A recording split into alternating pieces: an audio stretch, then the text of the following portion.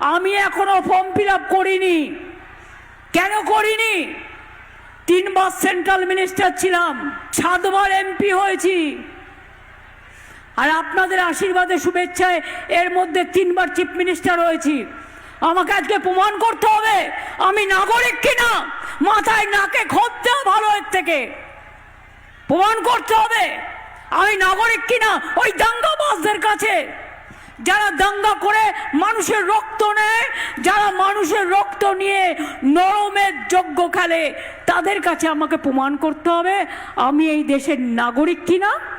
সবচেয়ে বড় breaking news সূত্রের খবর আমাদের কাছে, মমতা বন্দ্যোপাধ্যায় নিজের এনুমারেশন ফর্ম ফিল আপ করে দিয়েছেন। মমতা বন্দ্যোপাধ্যায় বলেছিলেন এনুমারেশন ফর্ম ফিল আপ করবেন না, এসআইআর ফর্ম জমা দিয়ে দিলেন মমতা বন্দ্যোপাধ্যায়।